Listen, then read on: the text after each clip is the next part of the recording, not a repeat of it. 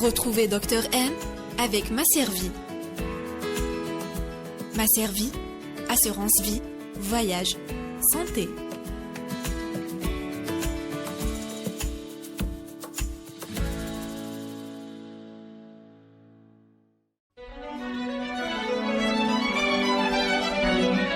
Pour bien s'entendre, il faut bien s'écouter. Rendez-vous sur M, la petite radio du Grand Maghreb. Bonjour à tous, ravi de vous retrouver pour un nouveau numéro de l'émission Dr M. Aujourd'hui, nous allons vous parler d'une page Facebook qui ose parler des tabous de la société algérienne. Cette page Facebook en question s'appelle Mon psychiatre Algérie. Elle a été créée par Dr Othman Talba, médecin psychiatre. Avec notre invité, nous allons découvrir les raisons qui l'ont poussé à parler de ces sujets et comment sa page a été accueillie sur les réseaux sociaux. Nous profiterons également de la présence du docteur Othman Talba pour sensibiliser le grand public au fléau de l'inceste. Un sujet tellement tabou, mais également revenir brièvement sur les thématiques qui ont été le plus commentées sur les réseaux sociaux. Le vaginisme, l'infidélité, la dépression du nourrisson et les personnalités multiples. Bonjour docteur. Bonjour. Merci d'avoir accepté notre invitation. C'est moi qui vous remercie. La Yannick. Comment avez-vous eu l'idée de créer cette page Facebook et de casser les tabous d'une façon aussi délicate, hein, il faut se l'admettre. Hein. D'accord. En fait, l'idée de créer une page Facebook dans ce sens remonte à quelques années. Mm-hmm. En fait, j'avais juste pas le temps quand j'ai débuté ma formation en psychiatrie et elle a été créée en mars 2019 et ça s'est fait suite à un déclic. En fait, quand j'ai débuté ma formation, ce qui m'a frappé, c'est les différents chiffres des troubles psychiques. Alors si vous savez, les troubles psychiques touchent actuellement plus d'une personne sur 5 à 6 à travers le monde, c'est énorme. On parle de plus de 600 millions de personnes dans le monde qui souffrent de troubles psychiques. Et d'un autre côté, j'étais frappé par une grande disparité, c'est-à-dire au niveau des consultations, j'étais confronté c'est-à-dire on voyait pas ce nombre important de, par exemple, quand on voyait par exemple des urgences de diabéto ou de cardio. Donc je me suis posé la question, pourquoi il y a tant de chiffres de troubles psychiques et en même temps, au niveau des consultations, on trouve que des patients recommandés, c'est-à-dire il y a des personnes qui me contactent, qui me disent « Ok, je vais vous adresser mon voisin, mon ami ». Donc on passe pas par le canal standard. Donc je me suis posé la question, pourquoi il y a cette disparité de chiffres, pourquoi les gens hésitent à consulter. Et je suis revenu à la réflexion que voilà, c'était ça, c'est le tabou, c'est que les gens hésitent, ils ont peur. Du regard de l'autre, du jugement. Voilà, exactement. Parfois des gens souffrent de certains troubles mais ne savent pas que c'est des troubles psychiques ou souffrent de certains troubles psychiques mais ne savent pas que ça se guérit ou que ça se soigne, donc ils sont un peu dans le fatalisme. C'est ça. Et ça m'est venu l'idée de créer cette page un peu pour simplifier, clarifier, déstigmatiser et peut-être même dire banaliser et normaliser les consultations en psychiatrie. Voilà. Et comment elle a été accueillie votre page par les abonnés? Pas mal. Il y a eu de très bons retours. Est-ce qu'il n'y a pas eu une certaine personne, ah non, faut pas parler de ça ou faut pas parler de ça? Non, pas du tout. Je n'ai pas reçu de commentaires bien au contraire, je reçois chaque jour une dizaine de messages d'encouragement et un très bon retour derrière. Donc voilà, je pense que. Oui, c'est-à-dire les gens vraiment ils accrochent. Oui, exactement. D'accord. Quels sont les termes que vous abordez, que vous hésitez, déjà quels sont les termes que vous abordez? Voilà. D'accord. Après on va dire quels sont les termes que vous hésitez à aborder. En fait, les termes que j'essaie d'aborder, c'est beaucoup plus les termes que je vois dans notre société. Donc c'est pour ça que ça a été appelé Mon psychiatre Algérie. Donc c'est beaucoup plus pour se focaliser sur les problématiques qui existent dans notre société. Donc je vois que tous les sujets qu'on n'ose pas en parler tous les jours ou les sujets qui sont tabous et qui sont délicats. Je pense que si on arrive à en parler, à y mettre des mots là-dessus, à échanger, que ce soit des commentaires, des messages et tout ça, je pense que ça pourrait être un point de départ pour banaliser ces choses et le but ultime, c'est ça, c'est banaliser pour que les personnes qui souffrent aillent consulter, aillent demander des soins et pour trouver des solutions par rapport à leur souffrance. Voilà. Donc voilà, en général, c'est vraiment des thèmes en relation avec la société algérienne, la psychologie et la psychiatrie et psychologie. Voilà, psychiatrie et psychologie. Voilà. Maintenant, est-ce qu'il y a des thèmes où vous dites, bon, je vais un peu éviter, ils sont pas encore prêts. Est-ce qu'il y a des thèmes comme ça? Non, je crois pas que je crois pas que enfin, si on peut appeler ça de l'autocensure, je pense pas que j'ai fait de l'autocensure où il y a des thèmes que j'ai hésité à en parler. Je pense que j'ai beaucoup plus réfléchi par rapport à comment aborder ces sujets, beaucoup plus au sujet. L'angle. Voilà, j'ai parlé des sujets les plus tabous, c'est-à-dire la sexualité, j'en ai parlé de l'homosexualité, j'en ai parlé de la pédophilie. Donc voilà, je pense que c'est des sujets, c'est des faits qui existent dans la société. Oui, donc je pense que le l'aïb ou la honte, c'est de ne pas en parler et de laisser ces personnes souffrir en silence. Donc voilà, c'est des faits, il y a des choses qui existent. Et j'ai beaucoup plus réfléchi à la manière de formuler les choses. Faut faire preuve de tact et beaucoup de pédagogie. Faut pas choquer les gens, faut pas les brutaliser, c'est tout à fait normal. Mais je ne pense pas qu'il y a eu des sujets dans lesquels pour l'instant non, pour l'instant non, écoutez, si vous avez parlé de la pédophilie, de la sexualité, de l'homosexualité, je pense là, à partir de là, il y a plus de ça y est. Je crois qu'il y a pas plus tabou dans notre société que ça. Voilà. Donc bon, je pense que et surtout que vous utilisez beaucoup d'humour, j'ai remarqué aussi. Ouais. Voilà, pour un petit peu alléger. Voilà, pourquoi pas. Ouais, voilà, on peut. Une touche d'humour. C'est exactement ça. C'est avec exactement le dialecte algérien. Tout à fait. Un peu pour voilà, c'est-à-dire peut-être faciliter l'abord de ce sujet. Donc j'utilise les deux langues, en français et en arabe. Tout à fait. Et en arabe. Peut-être prochainement en anglais. Faudrait que je perfectionne mon anglais. Maintenant, il faut qu'on s'y mette tous. Hein.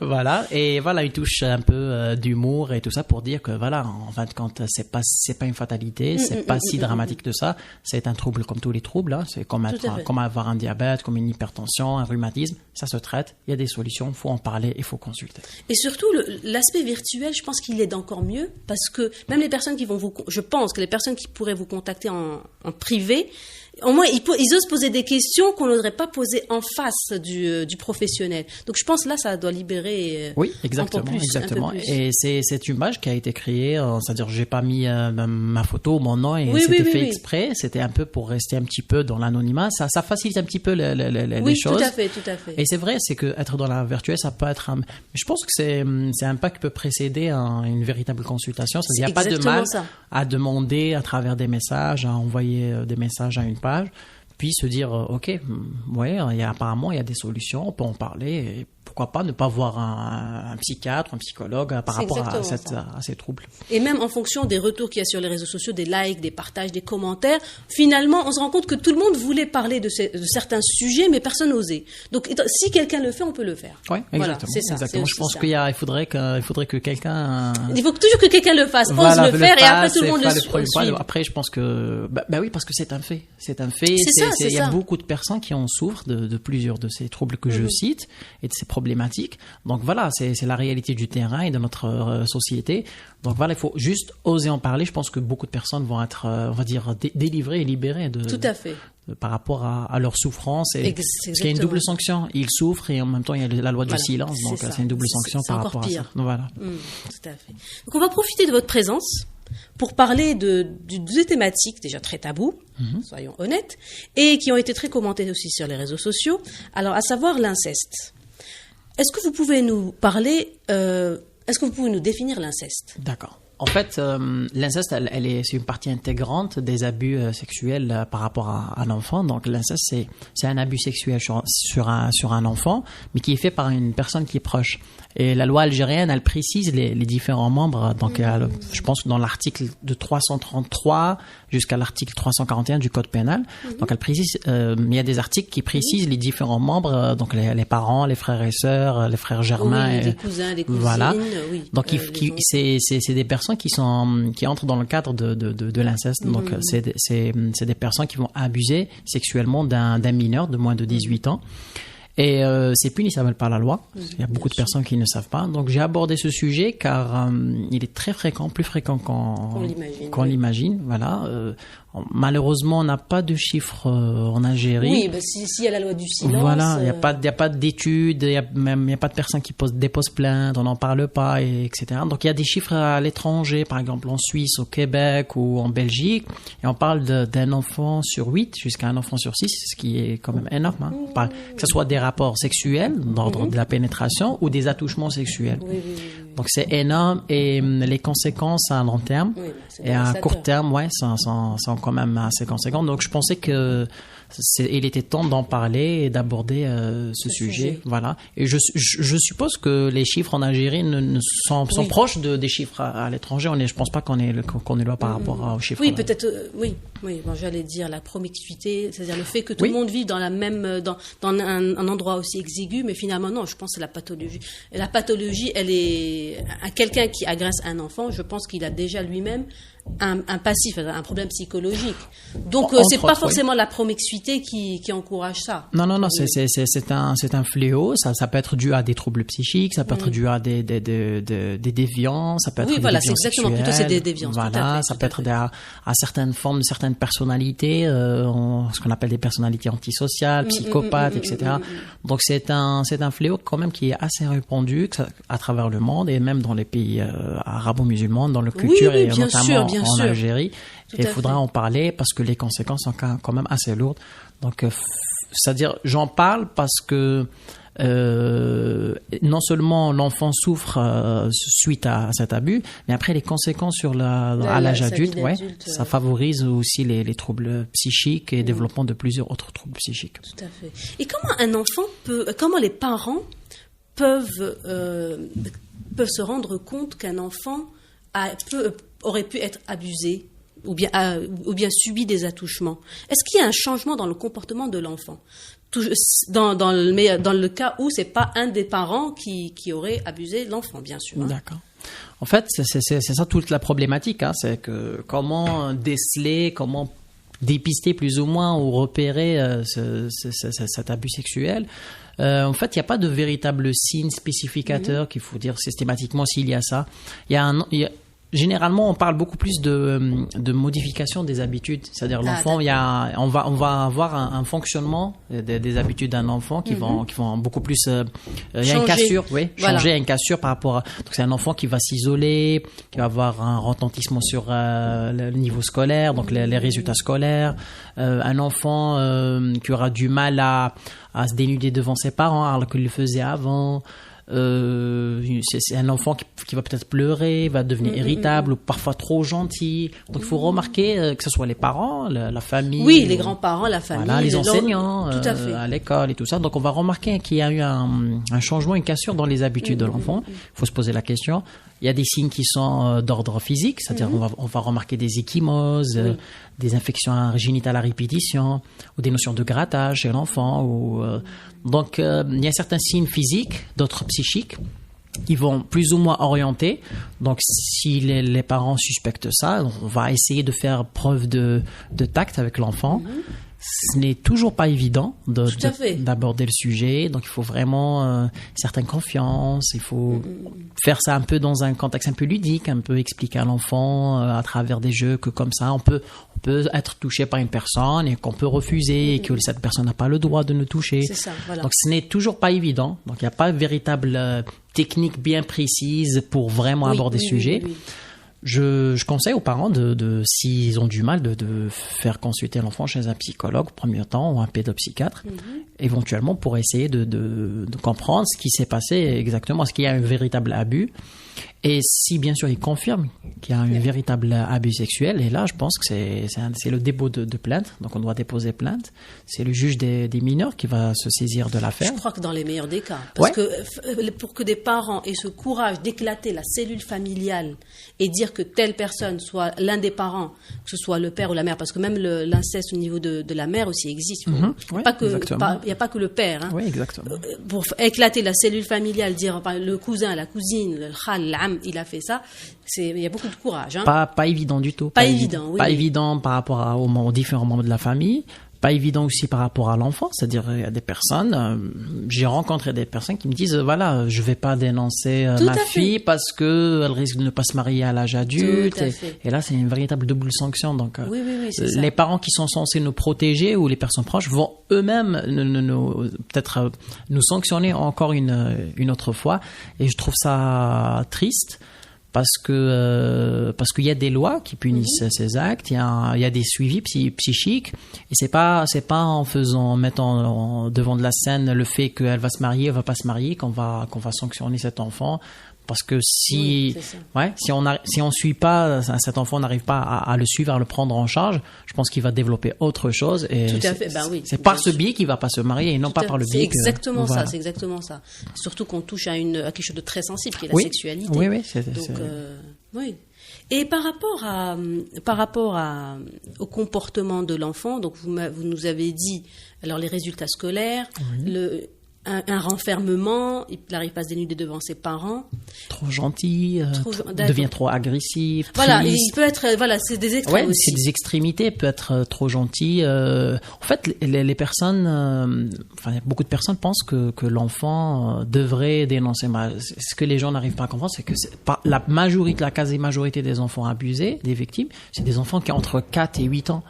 Donc, premièrement, ils n'ont pas cette notion d'interdit de sexualité, ils savent pas ce que c'est. Deuxièmement, ils ont peur, ils sont terrifiés, c'est beaucoup plus que ça. Et parfois, c'est l'enfant, parce qu'il a été abusé par une personne qui l'aime, l'enfant aime cette personne, son oncle et tout ça. Donc, il ne veut pas... Figure d'attachement, c'est voilà, encore pire. Et il ne veut pas faire du mal à son oncle, à son cousin, etc. Donc, même l'enfant, il est dans une certaine attitude d'altruisme. Donc, c'est à nous d'aller vers cet enfant. Il ne faut pas s'attendre que l'enfant vienne en parler. En parler, mais c'est exceptionnellement qu'ils viennent en parler de façon... Il paraît que même que c'est l'enfant qui porte la honte. C'est lui qui porte la honte de l'agresseur. C'est ça qui est fou, alors que c'est pas lui qui a été... Oui, parfois, oui, mais ça se comprend, un enfant de 4-5 ans, son raisonnement, il faut relativiser et contextualiser les choses. Oui, effectivement, il va se dire que, voilà, à un certain moment, il y a ce qu'on appelle la titanie d'une victime des agressions sexuelles, c'est qu'il est comme si tétanisé, donc il y a une peur qui va l'envahir, et à un certain moment, il va se dire, l'enfant va se dire comme si c'était de sa faute, parce qu'il s'est laissé faire, voilà. Mais c'est un fonctionnement, c'est un raisonnement qu'il faut contextualiser par rapport à l'âge de l'enfant. Tout à fait. Je suis en train de me poser la question, est-ce que finalement, ça serait pas mieux d'apprendre à l'enfant de la prévention, en fait. C'est-à-dire d'éduquer l'enfant avant. Parce que par exemple, on voit souvent dans la société l'enfant qui passe, qui va chez cette personne, va faire bisous à cette personne, alors que l'enfant il n'a pas envie. Et c'est ça, peut-être c'est à partir de là on n'apprend pas à l'enfant à respecter son corps, ses limites. Il n'a pas envie. Donc les parents, c'est eux qui bon, bien sûr, ils ne font pas exprès, bien sûr, c'est-à-dire, finalement, on refait que des mécanismes. Donc ça, j'aimerais bien que vous parliez, c'est comment parler aux parents pour prévenir, pour sensibiliser les parents, quelles sont les choses à faire et ne pas faire pour protéger l'enfant avant que les choses se passent. En fait, effectivement, je pense que c'est dû aussi un peu à notre culture. Donc, voilà, c'est ça. C'est notre société, notre culture. Ouais, c'est qu'on est très tactile, on est très très proche. Il y a beaucoup on se croise beaucoup avec les différents membres de la famille, etc. Il y a aussi la problématique je sais pas ce qu'on peut appeler ça, de l'éducation sexuelle, mais je pense que mon avis personnel, qui reste vraiment un avis personnel, mais je pense que les parents devraient faire preuve de beaucoup de pédagogie sur le plan sexuel par rapport à leurs enfants. Peut-être pas dans le sens des adultes, hein, mais de façon vraiment ludique, de simplifier, de dire à l'enfant que voilà, il y a certaines choses qu'on peut dire non, il y a des choses qui sont interdites, il y a des choses qu'on ne fait pas. On peut parler de la sexualité de façon très simple. Faut pas oublier qu'à un certain moment, l'enfant va essayer de savoir, va essayer de découvrir son corps, va essayer de découvrir sa sexualité. Si les parents ne vont pas le faire, ça serait la rue qui va le faire et ça va être fait de façon biaisée, donc de façon déformée. Donc je préfère que les parents, les proches, les frères ou sœurs prennent un peu l'initiative d'expliquer ça. Et ça, c'est une question des mentalités qui devraient changer, mais de façon progressive. Ça se travaille. Progressivement, doucement. Voilà. Parce que déjà pour faire cette émission, moi j'ai réfléchi à 2 fois. Donc imaginez qu'un parent comme ça, il brise le tabou, il parle de sexualité avec son enfant. C'est ce que je dis souvent aux personnes, c'est que si vous ne le faites pas, une autre personne va le faire. C'est-à-dire les amis, la rue, et elle va le faire d'une façon vraiment déformée. Donc vaut mieux le faire vous-même avec vos principes, avec vos mots, avec empathie, avec bienveillance, et expliquer à cet enfant, le protéger, lui expliquer ce qui est bien, ce qui n'est pas bien par rapport à votre éducation, que de laisser d'autres personnes le faire à votre place. Ça va être fait, c'est un fait. Ça sera fait, tout à fait. Et sans parler des parts dans certaines familles où les parties intimes sont considérées comme sales. Donc voilà, l'entrée, vraiment, il se dit, là, c'est un tabou, j'ai pas intérêt à en parler pour ne pas perdre l'affection aussi des parents. Ouais, donc voilà, il va aller ailleurs. Et généralement, c'est dans les familles, ce qu'on appelle des transactions un peu rigides, ou fonctionnement un peu rigide. Voilà, c'est ça. Où lorsque les enfants sont victimes, ils ont du mal à en parler parce que soit on va les pointer du doigt, on va leur dire que vous êtes des menteurs. Donc, tout à fait. C'est ça le risque à prendre. Donc on a remarqué qu'il y a beaucoup plus, il y a où les familles sont beaucoup plus, on a un petit peu de la facilité, un petit peu d'en parler de certains sujets, où les enfants, quand ils sont victimes d'agressions sexuelles, ils en parlent beaucoup plus facilement que dans les familles où c'est un peu rigide. Oui, tout à fait. L'enfant va, non seulement il va hésiter par rapport à son âge, etc., mais va beaucoup plus hésiter par rapport au fonctionnement de la famille. Donc ça va un peu l'inhiber à en parler. Et c'est lui le plus grand perdant. Enfin, c'est lui, la famille, l'entourage et la société par la suite qui est la plus grande perdante. Et quelles sont les conséquences? Est-ce que vous pouvez nous dire brièvement sur quelques conséquences? Alors, les conséquences, il y a des conséquences à court terme par rapport à l'enfant. Donc, on avait parlé des problèmes de concentration, d'attention, de problèmes scolaires, des replis. Il y a ce qu'on appelle des dépressions du petit enfant, de l'enfance. Donc, ça c'est fréquent. Et ils sont beaucoup plus importantes à l'âge adulte, donc vers l'adolescence. Voilà, à l'adolescence et à l'âge adulte, quels sont les... En fait, il y a beaucoup d'études qui ont été faites dans ce sens et c'est corrélé, les abus sexuels, avec des troubles psychiques, comme on peut citer les psychotraumas, c'est ce qu'on appelle les PTSD, donc c'est un trouble psychique... où l'enfant va revoir la scène. C'est comme elle est traumatisée de guerre, finalement. Voilà, c'est exactement ça, va faire des conduites d'évitement. Il multiplie les risques de développer dépression x5 jusqu'à x10. Donc les troubles, que ce soit les dépressions, les troubles anxieux, les attaques de panique. Ah oui, non, ça détruit. Oui, donc ça multiplie les risques parfois quadruplés, multipliés x10, x20, les risques de développer ce qu'on appelle des psychoses, donc les schizophrénies, autre chose. Il y aura des problèmes relationnels, problèmes de confiance, problèmes sexuels avec sa future conjointe, des problèmes relationnels avec ses futurs enfants. Donc les répercussions sont quand même assez conséquentes à l'âge adulte.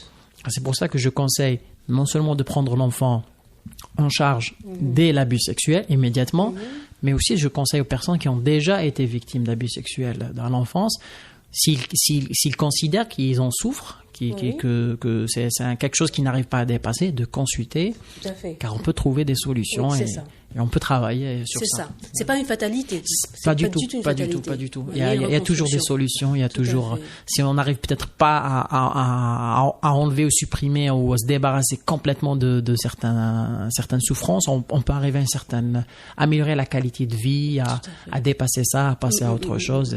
Voilà, on va pas essayer d'oublier. C'est un fait. C'est arrivé. Et on va apprendre à vivre mieux et améliorer la qualité de vie de ces personnes. C'est pour ça que je conseille aux personnes que c'est pas une fatalité, comme vous venez de dire, que il faut, même si ça remonte à 20 ans, à 30 ans, à 40 ans, on peut en souffrir.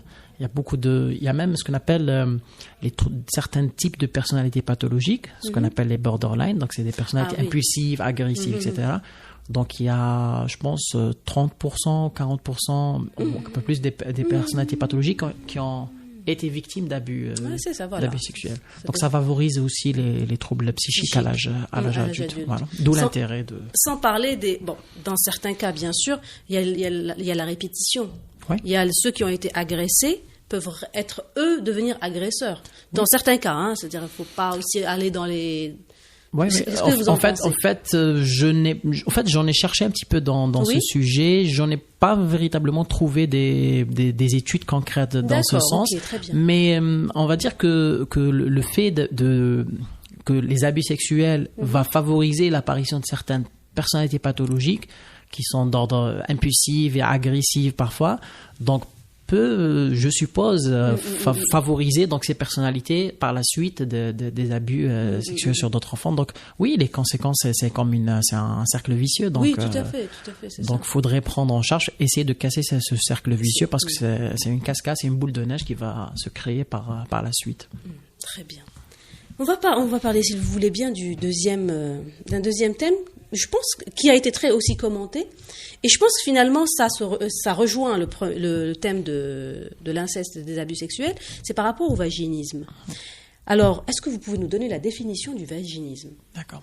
En fait, le vaginisme, c'est beaucoup plus un trouble psychomoteur.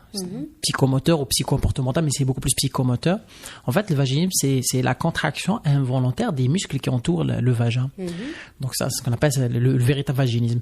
Donc la cause, elle est à 80... Quand on parle systématiquement de vaginisme, on se réfère à des causes qui sont d'ordre psychique. Donc, en gros, on peut dire que c'est une contraction des muscles qui entourent le vagin et qui va rendre un rapport sexuel, une pénétration, même un examen gynécologique quasi impossible. Ouais, En fait, on utilise parfois des métaphores. C'est comme mettre un doigt dans l'œil. Donc, il y a ce réflexe de l'œil qui se referme. C'est un petit peu le même principe du vaginisme. Et c'est très fréquent parce que toujours, il n'y a pas de chiffres en Algérie, mais les dernières études de 2016 en France rapportent qu'il y a entre 5 et 8% des femmes qui souffrent ou qui ont souffert de vaginisme. Voilà. Et moi, ce que j'ai adoré sur votre page Facebook, c'est que vous, même quand vous parlez de vaginisme, bon, déjà c'est très délicat, et surtout, vous faites référence à la société algérienne. Vous mettez la photo d'un cadenas, bon, tout le monde le sait, je pense, que voilà, il y a dans notre société certains grands-mères qui pour éviter qu'elles aient des rapports sexuels à l'âge adulte. Ça, déjà, nos grands-mères, déjà, il y a déjà un blocage dans la sexualité. Bon, déjà là, ça prouve que, ça commence déjà dans l'inconscient de l'enfant, ou du garçon ou de la fille, déjà, c'est un tabou. Donc, si on devait aller dans ce sens-là, je suis tentée de vous dire, finalement, il y a des personnes à l'âge adulte, et c'est ça que j'ai vraiment adoré, c'est que vous faites vraiment le lien avec la société algérienne, la culture de la société algérienne. Oui, effectivement, il faudrait parler à notre société, donc j'en parle dans la société, donc il faut passer par les croyances et par les idées reçues de la société, sinon ce serait un discours qui serait en décalage par rapport à la société. Donc effectivement, oui, c'est ce que depuis la nuit des temps, on entend ça. Et voilà, c'est ce que ça m'a frappé. C'est que finalement, c'est plus psychologique que peut-être que de la magie ou de la sorcellerie. Effectivement. En fait, ça m'a toujours étonné, ça m'a frappé le fait qu'il y a des personnes, et il y avait même des personnes qui étaient du domaine médical qui parlaient de ça. Et là on comprend que il y a une problématique d'information, un problème d'information par rapport à ça. Il faudrait informer les gens, il faudrait leur expliquer que ça n'a rien à voir avec ce qu'on dit marbota ou et tout ça, que c'est un trouble psychique qui est connu, qui existe. C'est une contraction des muscles qui entourent le vagin, c'est avoir peur. Donc la véritable cause, c'est beaucoup plus l'anxiété et la peur, qui peut avoir plusieurs autres causes. Et quand on a peur, on se contracte, il y a une contraction des muscles et ça rend des relations sexuelles qui deviennent quasi impossibles. On avait parlé de l'inceste, finalement, ça peut être une des causes. Oui, effectivement. Les personnes qui ont des antécédents d'abus sexuels peuvent développer cette phobie de rapports sexuels et de ce fait avoir peur, développer cette anxiété, se renfermer et développer ce qu'on appelle le vaginisme. Tout à fait. Non, c'est sincèrement parce que vraiment, même en préparant l'émission, ça a libéré ma parole. Je me suis dit, non, je vais pas oser quand même. Puis je me suis dit, oui, mais bon, si personne n'ose le faire, il faut bien que quelqu'un le fasse, finalement. Vous m'avez encouragé, moi, j'en parle, et peut-être d'autres personnes vont en parler autour d'eux aussi. Exactement. Et en fait, j'ai été étonné quand j'ai publié, l'article sur ma page, j'ai été étonné par le nombre de messages. En fait, j'avais reçu, par rapport à cette une centaine de messages. Et ce qui m'a frappé, c'est un couple qui était marié depuis 6 ou 7 ans et dont la femme souffrait de vaginisme, qui n'avait pas de rapport sexuel depuis 6 ou 7 ans. Ouais, c'est fou. Il y a du beau, il y a du triste là-dedans parce qu'on voit que le mari il tient aime sa femme, il tient à elle, donc sabr alayha et tout ça, malgré ça. Et derrière, la personne ne savait pas que ça se traitait en fait. Il savait pas et il était dans un fatalisme. Il m'a dit voilà, c'est tout ce que c'est un feu, c'est comme ça et voilà. Alors que quand on a discuté un petit peu, on a échangé, je lui ai conseillé de consulter et c'était chez un docteur qui était ici sur Alger et un sexologue et je pense que j'ai eu un retour 5 mois après, 4 ou 5 mois après, et c'était positif que apparemment ils ont pu avoir des rapports sexuels convenablement. Voilà. C'est important pour l'épanouissement d'un couple. Et ce que je dis souvent aux gens, c'est que la haya ou la harja fi din, faut en parler. C'est exactement ça. C'est des choses ça existe et voilà. Vaut mieux en parler et essayer de soulager ces personnes et les aider que de fermer les yeux, de dire ok, rien ne s'est passé. Voilà. Tout à fait. Et en plus, voilà, finalement, libérer la parole, peut-être le fait d'être parti chez un sexologue, un psychothérapeute, finalement, libérer la parole, ça fait en sorte qu'on se soigne. Hein. Après, il n'y a pas... il faut sortir d'un état où tout est tabou et essayer de trouver des solutions. Et ça, c'est ce qu'on nous a pas appris dans notre société, comme quoi il y avait certaines choses qui devaient être immuables. Il faut pas changer certaines choses, alors qu'il y a des personnes qui souffrent, il y a des conséquences. Exactement. Et mettre des mots, c'est déjà un premier pas. En parler, c'est un premier pas. Après, par la suite, ça peut être suivi par des consultations. Et c'est ça, il faut retenir deux choses, c'est que non seulement c'est plus fréquent, c'est très fréquent même. Il y a des choses, que ce soit les abus sexuels chez l'enfant ou le vaginisme, c'est très fréquent. C'est source de souffrance pour le couple. Pour la femme, pour le mari, pour l'épanouissement de leur couple, pour la progéniture. Donc ça peut aboutir sur des divorces, etc. Donc il y a beaucoup de conséquences néfastes derrière. Et autre chose qu'il faut retenir, c'est qu'il y a des solutions. Des solutions existent. Les faits sont là, les études sont là. C'est que il y a des personnes qui consultent pendant une dizaine de séances et les choses vont disparaître. Si c'était Meshoura ou autre chose, ça va pas disparaître à travers des séances de psychothérapie. Tout à fait. C'est exactement ça. En tout cas, vraiment, la page, on trouve vraiment de tout. D'ailleurs, j'avais programmé de parler de l'infidélité dans le couple. J'avais programmé de parler de la dépression du nourrisson, mais là, ça va être vraiment trop large. Je pense pas qu'on ait le temps. Et donc, je vais profiter pour relater ce qu'il y a dans la page, les thèmes que vous partagez dans la page. Alors, il y a, en tout cas, ce qui m'a marqué, la dépression du nourrisson, je savais pas que ça existait. Alors, les personnalités multiples, pour moi, c'était de la schizophrénie, soit la schizophrénie, soit la bipolarité. Finalement, c'est un autre aspect. C'est un petit peu comme le film Split, voilà, que beaucoup de personnes connaissent. Alors, il y a la violence faite aux femmes aussi, la violence des enfants.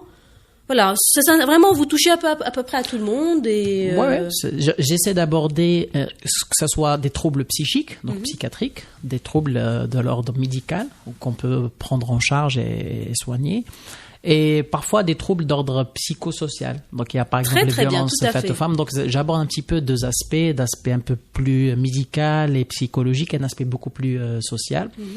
Et les sujets, c'est beaucoup plus des sujets qui sont, c'est ça, ce que je vous ai dit tout à l'heure, c'est que voilà, je m'inspire de la société, c'est que les faits que je vois dans la société, que les gens hésitent à voir un médecin ou à en parler. Je pense que la moindre des choses, en étant professionnel de la santé, de normaliser un peu le discours par rapport à ces différents sujets, ces différentes problématiques, pour passer à l'étape suivante, c'est d'aller vers le médecin. Donc les sujets sont beaucoup plus choisis par rapport à ce qui existe dans notre société. On est une société comme toutes les sociétés du monde. C'est exactement ça. Avec nos codes, avec nos valeurs, avec nos voilà, nos nos bas. Donc et je pense que je me focalise un petit peu beaucoup plus sur les sujets, c'est-à-dire, par exemple, il y a certains troubles, on en parle dans d'autres pages ou dans d'autres médias où ils sont plus ou moins normalisés. Du coup, j'essaie de me focaliser beaucoup plus vers les sujets un petit peu délicats, comme par exemple la problématique sexuelle. Donc, c'est pour ça que j'essaie un peu d'orienter un peu mon discours vers les sujets où d'autres personnes hésitent à en parler. Très bien. Et surtout qu'on trouve ce jeu, de temps en temps, sur certaines pages de partage, des pages vraiment très influentes, Mais en général, c'est pas les médecins qui en parlent. Ouais. C'est pas les médecins qui conseillent, c'est monsieur tout le monde qui conseille. Donc ça, c'est un peu compliqué. C'est un peu compliqué pour tout le monde. Là, quand c'est un médecin, on sait que c'est une science. C'est-à-dire, voilà, il a été formé pour ça. Et s'il va vous orienter, c'est dans la bonne direction. C'est pas que le Wahda, qu'est-ce qu'elle va donner comme conseil. Oui, exactement. Donc, il y a surtout qu'actuellement, il y a beaucoup de fake news sur les réseaux sociaux. Donc, c'est vrai qu'il y a d'autres pages qui sont pas derrière, il n'y a pas spécialement des médecins ou des professionnels de la santé ou de certains domaines. Donc, l'information est un petit peu biaisée, un petit peu déformée, surtout que derrière, il y a des commentaires, il y a des messages. Donc, on va essayer d'orienter les gens. Ce que je dis souvent, c'est que je ne suis pas ici pour faire de la consultation sur le net. Tout à fait. C'est juste pour orienter, informer les gens qu'il y a des solutions, les informer sur qu'on peut en parler, que ça existe, que il y a des solutions derrière. Et éventuellement aller vers un médecin, que ce soit privé ou à l'hôpital, pour essayer de trouver des solutions derrière. Voilà. Quels sont les thématiques à venir? En fait, il y a beaucoup de thématiques. Quelques-uns pour donner un petit peu, un teasing. Actuellement, je suis en train de travailler sur les différentes troubles de la personnalité. Donc, il y a ce qu'on appelle les pervers narcissiques. Je suis en train un petit peu d'essayer de parler un petit peu pour, en fait, il y a aussi ce qu'on appelle des messages, le retour des messages. Donc, il y a beaucoup de personnes qui m'ont demandé de parler aussi de façon encore plus étoffée des troubles bipolaires, des attaques de panique, des troubles obsessionnels compulsifs. Donc, non seulement il y a des choses qui m'inspirent, c'est-à-dire des trucs que je remarque de la société et qui m'inspirent, que je veux en parler, mais je choisis aussi mes futurs sujets par rapport à la demande de tout à fait, bien sûr, les retours. Voilà, les retours. Donc, il y a des personnes qui me demandent d'en parler, de revenir sur certains sujets. Donc voilà, je pense que les prochains jours, je vais en parler beaucoup plus de certains troubles des personnalités. Donc il y a ce qu'on appelle pervers narcissique. Je vais en parler un peu des attaques de panique et des troubles de panique. Ah oui, ça. On en a bien besoin. Voilà. Dans une société où on est tous stressés, tous voilà. On a besoin. Donc ça promet d'être riche, assez riche. Ouais. Très bien. Beaucoup de sujets sont en préparation, donc en attendant les prochains jours. Inch'Allah. Merci beaucoup en tout cas. Vraiment merci beaucoup. Donc la page Facebook donc où on peut vous retrouver? Vous êtes à quel hôpital? Alors je suis à l'hôpital psychiatrique France Fanon. C'est un service de psychiatrie légale. Donc c'est à l'hôpital France Fanon de Blida. Parfait. C'est-à-dire il y a aussi des messages de certains, je profite de l'occasion, des messages de personnes qui me demandent des consultations. En fait, je leur dis que je j'ai jamais refusé de consulter quoi que ce soit, mais c'est juste que c'est une page qui a été faite dans le sens d'informer. Exactement. Que éventuellement les personnes devraient consulter au niveau des hôpitaux, des privés ou de leur entourage. Donc, ça existe. Il y a des personnes qui insistent de consulter à notre niveau, me disent voilà, vous osez parler de certains trucs, je veux. Donc, c'est ça, parce qu'il y a déjà un rapport de confiance avec vous.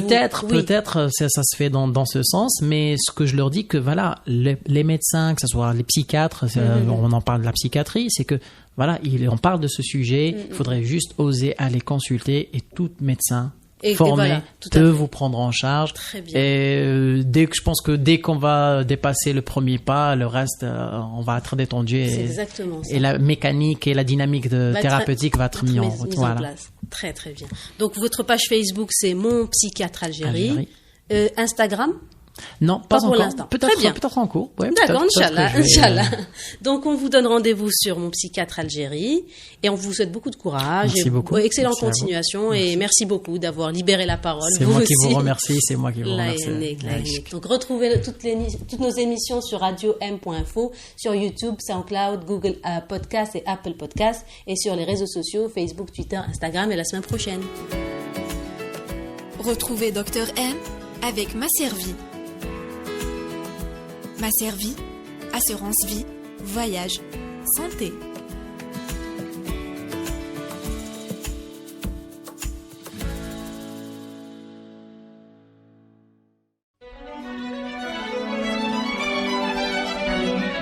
Pour bien s'entendre, il faut bien s'écouter. Rendez-vous sur M, la petite radio du Grand Maghreb.